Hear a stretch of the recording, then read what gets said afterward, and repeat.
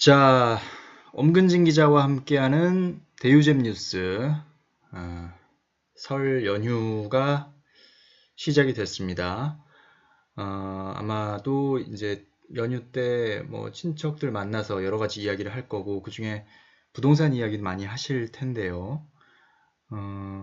이 최근에 좀 재건축 관련해서 또 이슈가 되는 지역이 있어서, 이 지역 어떻게 앞으로 좀 전개가 될지, 또 왜 이런 이야기들을 하고 있는지, 이런 부분들을 한번 살펴보겠습니다. 바로 양천구 목동 재건축 관련한 이야기입니다. 자, 일단은 양천구 목동 재건축을 해야 하는 이유를 한번 살펴보겠습니다. 이건 뭐 주민들의 주장이기도 하고, 또 꼭 주민들 입장이 아니더라도 어떤 서울에 살기를 원하는 수요자 입장에서도 목동 재건축이 필요하다고 말할 수가 있는 부분이 있어서 한번 정리를 해봤습니다. 자, 일단은 지금 현재 그 주민들은 상당히 생활이 불편하다는 이야기를 하고 있습니다. 특히나 아주 심각한 주차난을 얘기하고 있는데요. 뭐 목동 그 신시가지 단지가 1단지부터 14단지까지 이루어져 있습니다.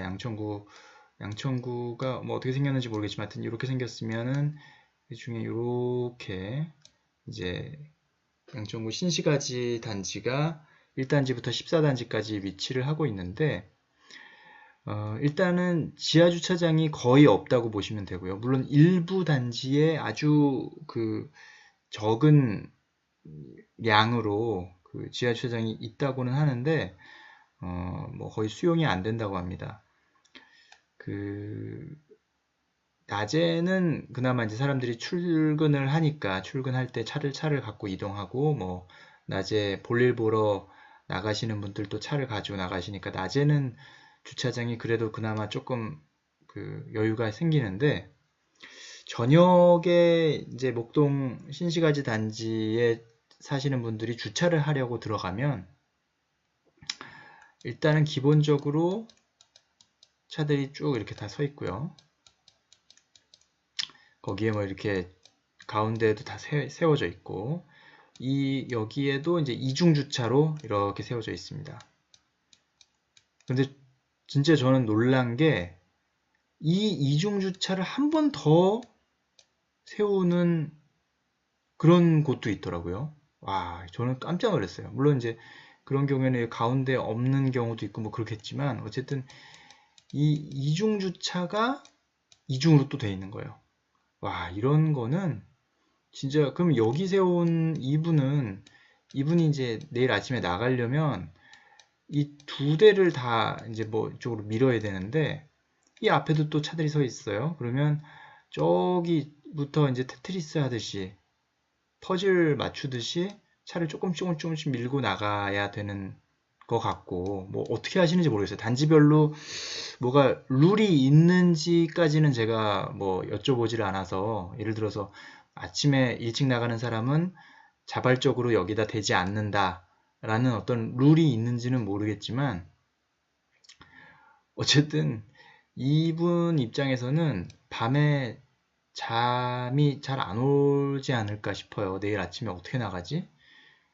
그러니까 이분들한테 전화를 해서 그러면 다 빼달라고 하는 건지, 아니면 이런 것들이 다 서로 이미 그 예상한 부분이니까 서로 감수해서 여기 세운 사람은 내일 아침에 일찍 나가지 않는 것을 전제로 하는 것인지, 그것까지는 제가 모르겠습니다만, 어쨌든 상당히 심각하더라, 주차가. 그리고 그러다 보니까 단지 내에서 이게 커버가 안 되니까 단지 밖에 이제 이렇게 또 자동차 길이 있지 않습니까? 이쪽이 단지라고 치면 이쪽은 이제 중앙선이 있는 일반 도로인데, 여기에도 이렇게 이제 차들이 서 있어요. 예.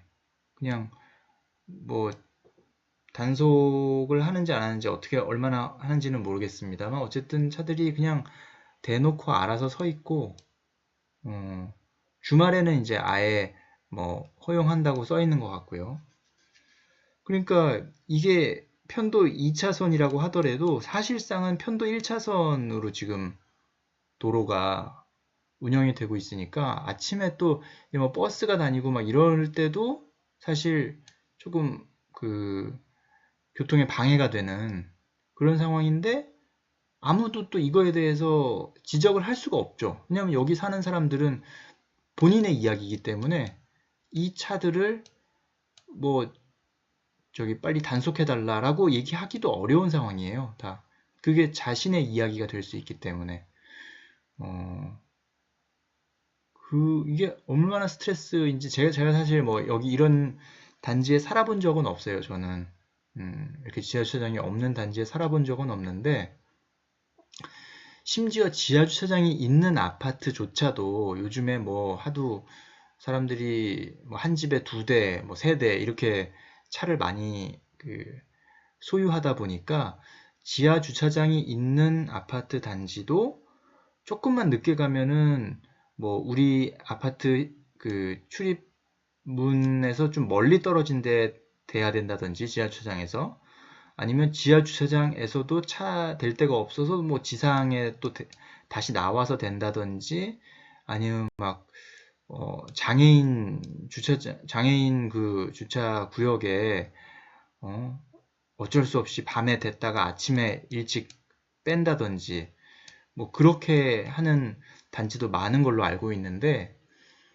와 그것도 상당히 스트레스거든요. 그런 상황. 그러니까 내가 우리 집에 지하주차장이 있음에도 불구하고 가까운 그 현관문에서 가까운데 못 대고 저기 좀 멀리 떨어진 다른 동 지하주차장에 대는 것조차도 스트레스인데 이 지상이면 또 얼마나 여러 가지 그런 뭐 변수들이 많습니까?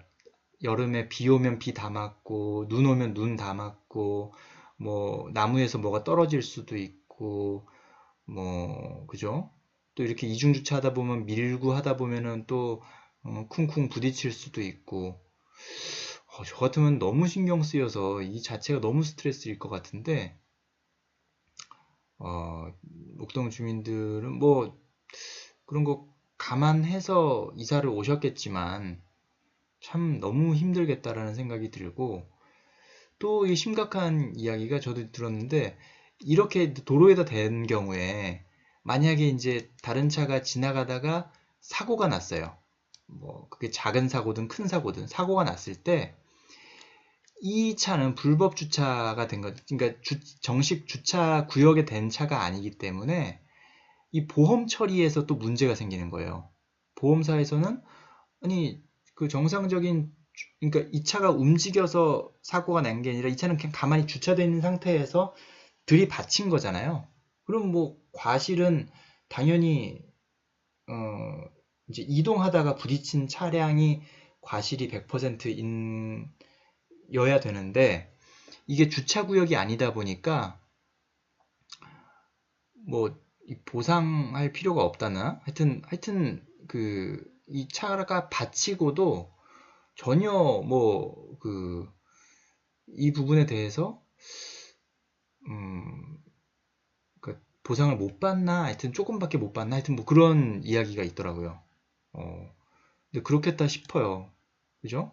뭐 보험사는 최대한 그 보상을 적게 해주려고 할 테고 그러니까 당연히 이런 시비를 걸겠죠. 여기는 주차 구역도 아니고 심지어 불법인데 당신이 여기다 댔으니까 당연히 사고가 날 위험성이 커지는 거고 그렇기 때문에 우리는 정상적인 보상을 해줄 수가 없다라고 보험사는 당연히 그렇게 얘기를 하겠죠.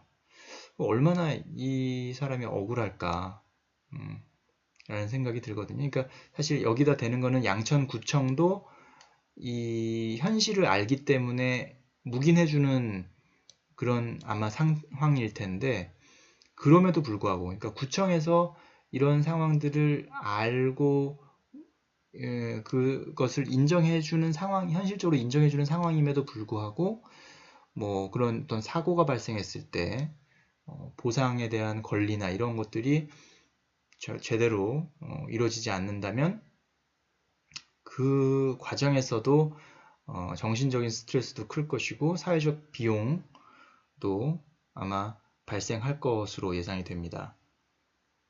뭐 주차에 이건 이제 뭐 다른 사람이 보면 사실 그러니까 야 그거는 뭐 그건 다 알고 간 거고 그건 뭐 어쩔 수 없는 거 아니야 라고 또 말할 수가 있어서 사실 이거는 그러니까 일단 이 해당 지역 주민들 입장에서 한번 생각해 본 것이고요. 두 번째는 뭐 해당 주민들 입장에서도 그렇지만 이거는 뭐 같은 국민으로서 조금 이거는 그냥 방치해도 될까라는 생각이 드는 부분인데 안전이 상당히 좀 위험하다. 화재가 났을 때 소방차가 진입하기가 정말 어려운 상황입니다. 그러니까 앞서서 설명드렸지만 이렇게 정상적으로 주차해 놓고 이중 주차가 심지어 이중으로 되어 있는 경우도 있는데 그러면 진짜 여기는 와 진짜 거의 이렇게 조심조심해서 지날 수밖에 없는 상황이거든요. 심지어 이렇게 돌아서 오기도 힘들어서 만약에 없으면 다시 후진해서 이렇게 나와야 되는 그 정도로 정말 열악한 주차 환경을 갖고 있는데 물론 이제 1단지부터 14단지까지 제가 다 가서 직접 보거나 목격한 건 아니고 일부 단지를 제가 밤에 한번 지나갈 일이 있어서 봤더니 그랬던 겁니다. 근데 뭐 목동 주민들 말 들어보면 거의 뭐 모든 단지들이 비슷한 상황이라고 하는데 어쨌든 이런 정도면 소방차 그러니까 일반 작은 승용차가 아니라 큰 소방차는 더 지나가기가 어렵겠죠. 그죠? 지나가더라도 시간이 많이 걸리겠죠. 뭐 일반 차가 1분이면 지나갈 거리를 뭐 2분이 걸린다든지 3분이 걸린다든지 근데 그 1, 2분이 이 소방차한테는 엄청나게 중요한 시간이잖아요. 골든타임이 지날 수도 있는 거고 이 시간 때문에 아예 못 들어간다고 하면 그것도 더 문제인데 예를 들어서 그러면 그 각 세대마다 스프링클러가 있으면 이렇게 천장에 스프링클러가 있어서 화재 시에 물이 나오면 다행인데 이것도 또 뭐 제가 정확한 지금 규정이 생각 안 나지만 1980년대 후반에 그 15층 이상 15층 이상의 건물에는 스프링클러를 의무적으로 설치해야 되는 그런 규정이 생겼는데 목동이 아마 딱 그 15층 이하일 겁니다. 대부분. 그러다 보니까 목동은 스프링클러를 의무적으로 달지 않아도 돼요. 왜냐면 이 15층 이상은 의무로 달고 한 이유가 뭐냐면 생각해 보세요. 소방차가 와서 이렇게 사다리를 고가 사다리를 연결하고 거기에 소방관이 올라가서 이렇게 물을 뿌리지 않습니까?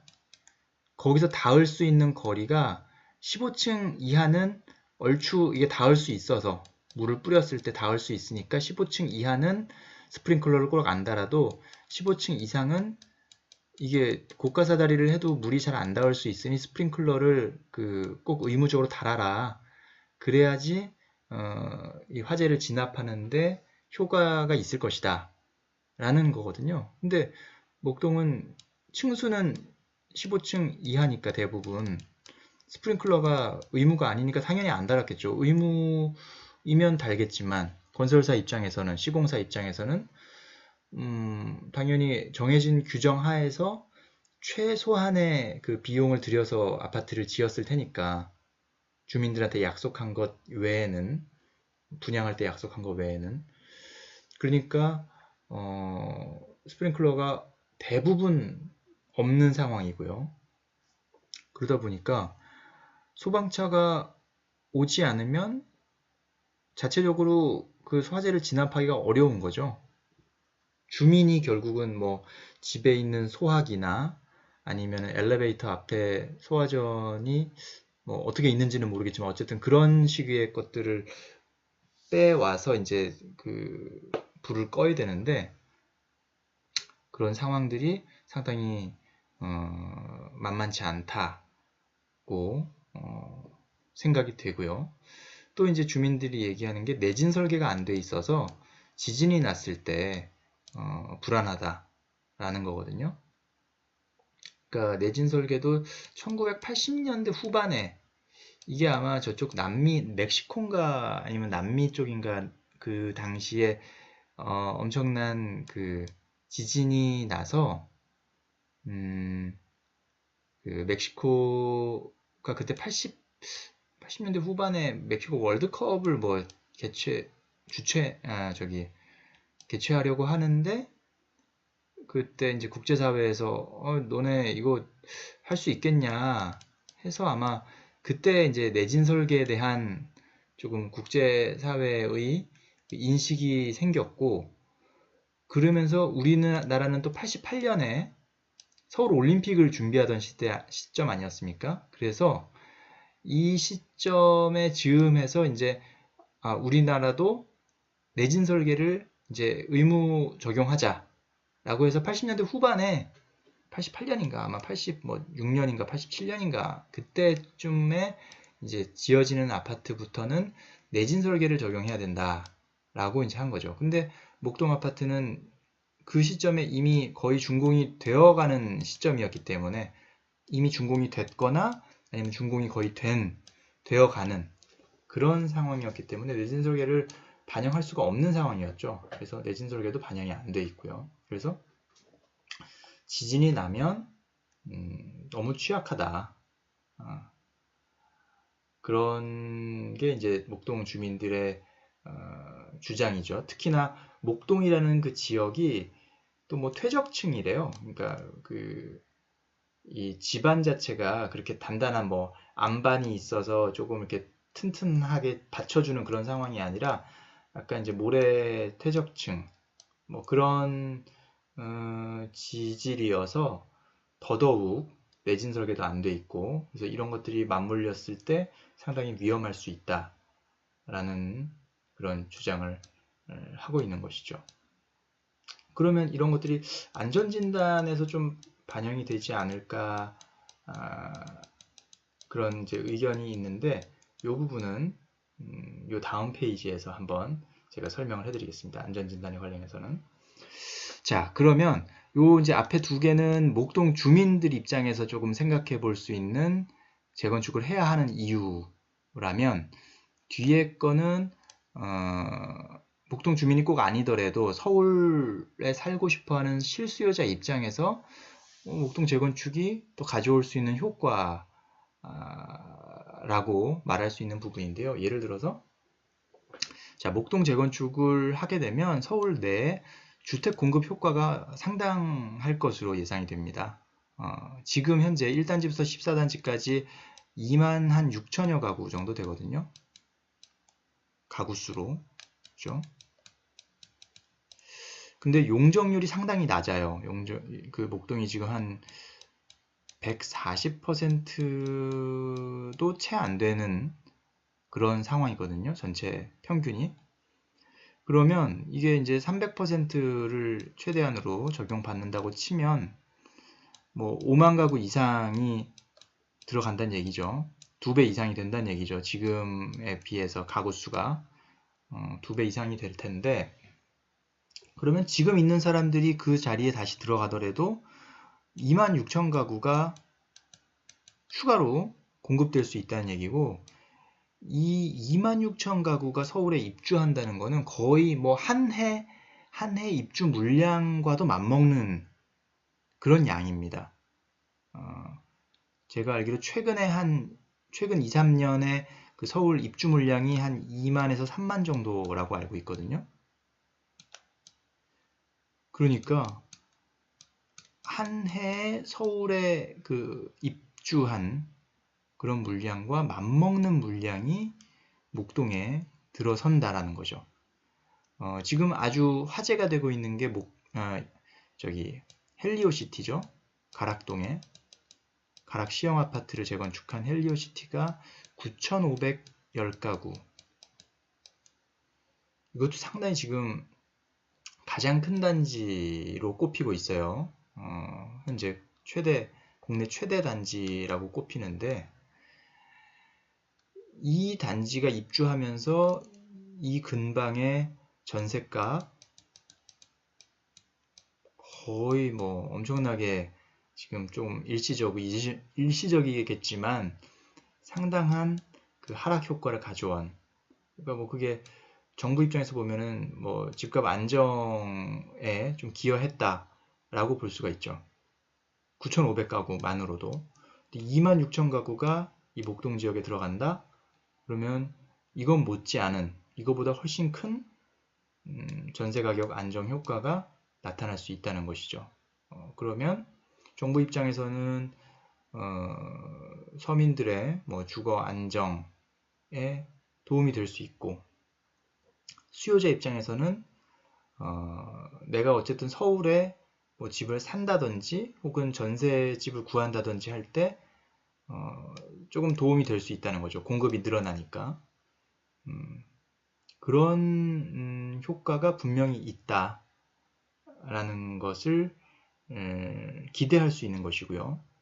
앞서 얘기했듯이 이제 사업성이 탁월한 것은 이제 용적률이 워낙 낮으니까 그만큼 지금 같은 넓이의 땅이 조금 효율성이 떨어진다.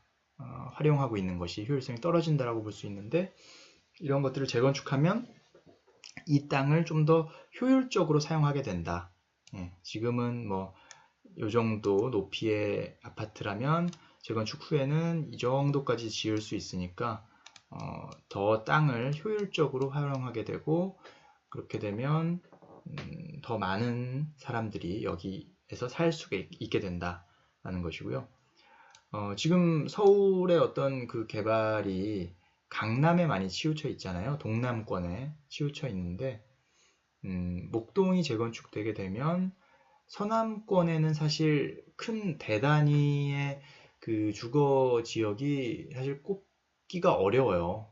꼽기가 어렵죠. 그나마 이제 목동이 26,000가구로 좀 꼽을 수 있는 그런 주거 지역인데, 조금 더 서울 서남권의 개발 거점들과 연결돼서 5만 가구 이상의 어떤 주거 지역이 딱 자리를 잡으면 여기를 이제 핵심 축으로 해서 근처에 뭐 마곡도 있고요. 마곡은 주거 지역도 있고 또 이제 기업들도 들어오고, 또 옆에 여의도죠. 여의도, 그 다음에 뭐 영등포, 그죠? 당산, 뭐 이런 곳들의 그 직장 수요들을 여기서 좀 커버가 가능한 거죠. 그러니까 좀 분산되는 효과. 그러니까 강남에만 몰리던 것들을 서남권으로도 좀 분산시킬 수가 있게 되고요. 또 꼭 여기만 이제 하는 게 아니라 강북에도 또 강북에 계속 재개발이나 재건축이 이루어지면 그전에는 강남에만 쏠렸던 것들이 조금 이제 서울의 각 권역별로 주요 거점별로 이렇게 좀 더 개발을 촉진시킬 수가 있지 않을까라고 생각해 볼 수가 있는 것이죠. 자, 이렇게 좀 목동 재건축을 하면 나아질 수 있는 부분들이 상당히 많아요. 지금 여러 가지 위험한 부분들도 해소할 수 있고, 불편한 부분들도 해소할 수 있고, 거기다가 많은 또 집을 공급할 수가 있는 그런 상황. 하지만 이게 말처럼 쉽지가 않은 것도 사실입니다. 왜 그런지 한번 살펴볼까요? 자, 이번엔 하기 어려운 이유인데요. 목동 재건축을 하기 어려운 이유. 그러니까 해서는 안 된다는 게 아니라 하기 어렵다는 겁니다. 지금 그러니까 발목을 잡고 있는 그런 과제들, 변수들인데, 일단 안전진단 통과를 확신할 수 없는 상황이라는 겁니다. 정부가 작년 초에 그 안전진단 기준을 강화했죠. 그것은 재작년, 그러니까 2017년에 집값이 막 뛰는데 보니까 강남 재건축 단지들을 중심으로 막 이렇게 가격이 뛰었어요. 그래서 봤더니 재건축 이후에 어떤 가격 상승 기대감을 갖고 투기꾼들이 이제 투기를 한다. 그래서 집값을 끌어올렸다 라는 게 정부의 판단이거든요. 그래서 이제 재건축을 못하게 해야 되겠다 라고 해서, 그럼 재건축을 못하게 하려면 어떻게 해야 되냐, 재건축의 초기 단계인 안전진단을 어렵게 하자. 너도 나도 안전진단을 그냥 통과하고 있는데, 거의 다 통과하는데, 그러니까 이게 형식적인 요식행위밖에 안 되니까 이걸 실질적으로 진짜 안전한지 안 한지를 따지는 그런 안전진단으로 만들자 라고 해서 이제 2018년 초에 기준을 강화했습니다. 그전에는 주거 환경이 안 좋아도 그 안전진단을 통과시켜 줬는데, 통과시킨다는 거는 재건축을 할 수 있게 한다는 거죠. 근데 그 강화하면서 구조 안전을 이제 중점으로 둔 거죠. 비중을 구조 안전. 그전에는 주거 환경이 가장 그 가중치가 높았다면, 기준 강화에서는 이제 구조 안전을 가장 높이 점수를 두겠다는 겁니다. 그러다 보니까 아까 목동 재건축 주민들 단점이 뭐 화재에 취약하고 지진에 취약하고 주차가 불편하고, 그렇게 지금 누가 봐도 너무나 불편해서 재건축이 꼭 필요한 그런 상황이고 위험한 상황인데도 이렇게 기준이 바뀌면 과연 그 집이 지금 무너질 지경인지 아닌지, 조금 더 쓸 수 있는지, 이런 것들을 보겠다는 거니까 그 부분은 이제 안전진단을 해봐야 되는 거거든요. 일단 기술적인 부분이니까 그거는 주민들이 판단할 수가 없죠. 우리 집이 당장 무너질 것 같아, 위험해 라는 거는 그냥 뭐 기분인 거지, 뭐 그 기술적으로 따져본 건 아니니까요. 근데 그걸 하려면 비용이 필요하고요. 그러니까 한 단지별로 2억에서 3억 정도의 비용이 필요한데요. 그러면 가구당 한 10만원 이상, 뭐 15만원, 이거는 이제 모든 집이 다 비용을 냈을 때의 문제고, 뭐 어느 집은 안 낼 수도 있잖아요. 나는 그 안전진단 동의 안 해, 안 할 거야, 이렇게 되면 결국은 그 뜻이 있는 사람들은 한 50만 원은 내야지 안전진단을 할 수 있다, 뭐 이런 상황이 될 수 있으니까 사실 이 50만 원 정도면 부담스럽죠. 10만 원, 15만 원도 사실 부담스러운데 50만 원 내라 그러고 또 옆집은 보니까 안 내는 것 같고, 그러면 사실 이거를 얼마나 낼 수 있을까, 그죠? 100명이 50만 원 내면은 5천만 원이거든요. 그것도 쉽지 않죠. 그죠? 또 주민 동의 문제, 방금 말씀드렸듯이 안전진단 기준이 강화되니까 사람들이 야, 그거 어차피 안 될 건데, 응? 돈 모아서 해봤자 뭐하러 돈 그렇게 낭비하냐, 이렇게 생각할 수 있기 때문에 과연 얼마나 많은 주민들의 그 동의를 받을 수 있는 것인가, 참여를 이끌어낼 수 있는 것인가, 이게 이제 어려운 문제가 되는 거죠. 다만 올 초에 이제 그 재건축 설명회를 하면서 거기에 참석했던 사람들은 상당히 조금 반응이 그래도 괜찮았다고 해요. 그리고 현장에서는 조금 뭔가 진짜 으쌰으쌰하는 분위기도 조금 느껴졌는데, 근데 이제 거기에 참석한 사람은 1000명이 좀 채 안 되니까, 1000명, 많게 잡아도 1000명이거든요. 아까 26,000 가구였는데 전체가 14단지까지. 그 중에 한 1000명 정도만 그 설명회 얘기를 듣고는 우리 할 수 있겠구나, 이렇게 희망을 가졌는데, 나머지 25,000명은 과연 얼마나 그런 느낌을 받았을지는 미지수인 거죠. 그러니까 이런 행사를 자주 해야 되는 건지, 아니면 여기에 참석했던 사람들이 또 뿔뿔이 이 단지에 흩어져서 단지별로 이렇게 또 설명 작업들을 해야 되는 건 아닌지, 뭐 이런 생각도 들고요. 이런 과정들이 참 어려운 거고, 특히나 이게 너무나 대규모 사업이라는 거, 이런 것도 부담이죠, 사실. 일단 단지 수로 보면 14개 단지고 가구 수로 보면 26,000여 가구고요. 그러다 보니까 1000명이 동의한다고 하더라도 25,000명이 동의하지 않으면 진행하기 어려운 게 재건축 사업이고요. 물론 단지별로 하면 되긴 하지만 단지별로도 마찬가지죠. 지금 이 1000명이 14개 단지로 똑같이 나눠진다 생각하면 뭐 한 70명 단지별로, 그죠?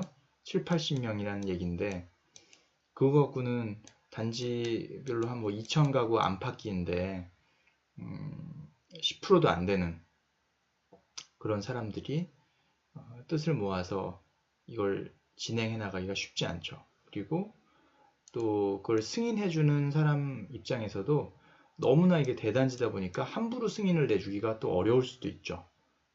뭐 앞으로의 이주 문제나 뭐 여러 가지 아예 이 지역 자체가 슬럼화 될 수 있는 그런 상황이니까요. 그런 것들을 감안할 때 이게 쉽지는 않겠구나라는 생각이 들고요. 또 목동이 워낙 또 학군이 좋기로 유명한 곳이지 않습니까? 그러다 보니까 세입자가 상당히 많아요. 물론 이제 직접 내가 보유하고 살고 있는 분들도 많이 계시지만 여기는 특히나 학군을 보고 오신 분들이 많기 때문에 아마도 제가 뭐 전세나 월세를 살고 있는 분들의 그 비율을 확인해 보지는 않았지만 세입자 비율이 높은 편일 거예요. 평균보다, 서울 평균보다.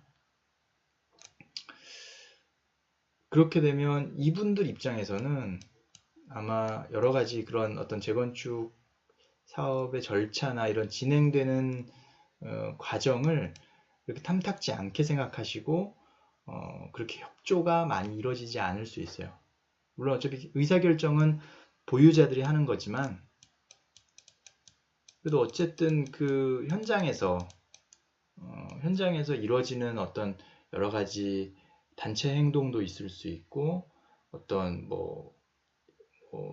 심지어는 단지 내에다가 뭐 플랜카드를 걸 수도 있고 아니면은 뭐 어떤 서명 운동을 할 수도 있고 이럴 때 그런 것들이 그 협조가 보유자들이 직접 살고 있는 것보다는 좀 더 어려울 수 있다는 거죠.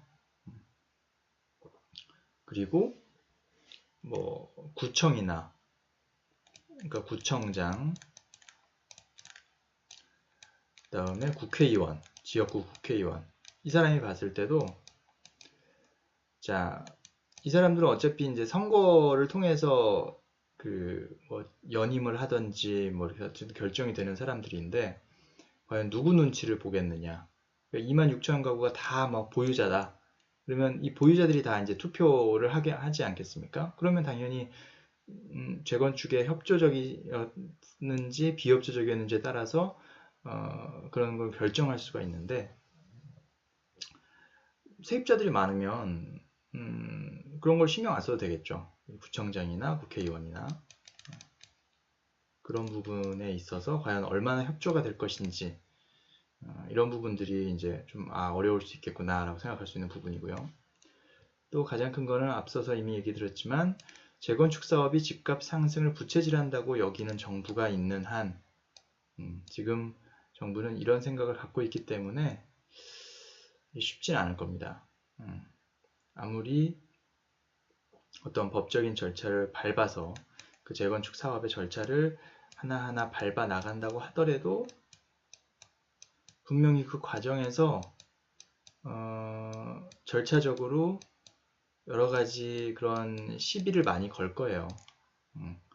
대표적인 데가 음마 아파트 아니겠습니까? 강남의 음마 아파트. 네. 강남의 다른 재건축 아파트들은 다 뭐 해줬지만 음마는 옛날부터 이 재건축의 대표적인 그 대명사로 꼽히면서 오히려 역차별을 받고 있는 상황.